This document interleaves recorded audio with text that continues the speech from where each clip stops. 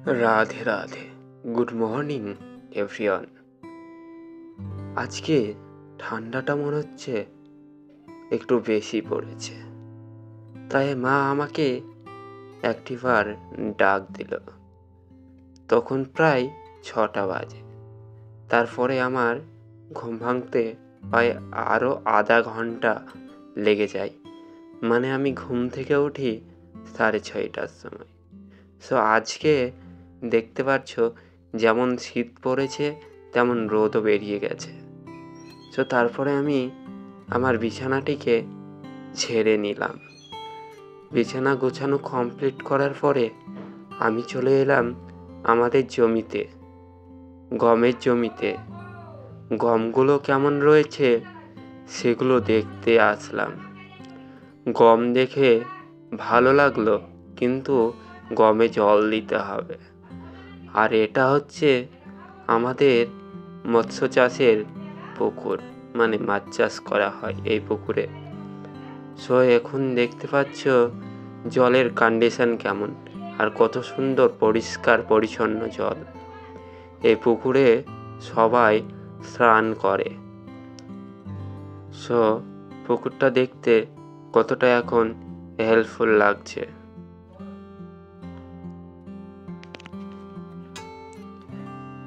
ওই যে আমাদের মার্শাল, সেইখান থেকে আর কি জল চলে আসে। দেন মাঠ থেকে এসে ব্রাশটি নিয়ে আমি বেরিয়ে পড়লাম একটু রাস্তার দিকে। তারপরে একটি দাদু ঠাকুর বানাচ্ছে, আর কি শিল্পী ইনার নাম লালন। ইনি এখন যেহেতু সরস্বতী পুজোর টাইম, তার জন্য খড়গুলো বাঁধা হচ্ছে আর কি। এখন পায়ে হেঁটে হেঁটে আমি মুখ ধুয়ে কমপ্লিট করে তারপরে চলে গেলাম লুচি খাওয়ার জন্য একটি লুচির দোকানে।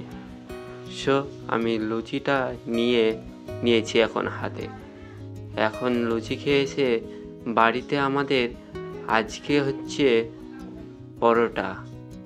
আমি যেহেতু পরোটা খেতে অতটাও ভালোবাসি না, তার জন্য আমার জন্য লুচি বানিয়ে দিয়েছে মা।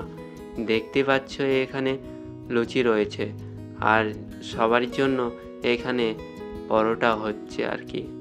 আমি তারপরে লুচি টুচি খাওয়া কমপ্লিট করে একটু আর কি এই যে আমার বসবো এখন ঘরে, তারপরে একটু ঘুমাবো। এখন ঘুম থেকে উঠে তারপরে যাব মাঠে আর কি। এখন বিকালের ওয়েদারটা ঠিক এরকম, লেপ মুড়ি দিয়ে ঘুমিয়েছিলাম আজকে, একটু ঠান্ডা ঠান্ডা ভাব হচ্ছিল আর কি। তারপরে ঘুম থেকে উঠে আবার চলে গেলাম আমি মাঠে গিয়ে আমাদের মার্শালটি চালিয়ে দিলাম আর কি। জল দিতে হবে পুকুরে, তোমাদেরকে বলেছিলাম না পুকুরের জল অনেকটাই মরে যায়। দেখতে পাচ্ছ তখন কতটা জল ছিল, আর এখন অনেকটা জল মরে গেছে। এখন জল টল ছেড়ে দিলাম। তারপরে আজকে রাত্রিবেলার টিফিন হচ্ছে আমার লুচি, পরোটা, তরকারি এবং তার পাশে রয়েছে ক্ষীর। সেটি দিয়ে আজকে খেয়ে নিলাম আজকের মানে পরোটা বলতে পারো। এই যে এইখানে ক্ষীর রয়েছে, তোমাদেরকে আগেই বললাম। আজকের ভ্লগটা এত দূরই ছিল। তোমাদের ভিডিওটি কেমন লেগেছে অবশ্যই কমেন্ট করে জানাবে। টাটা।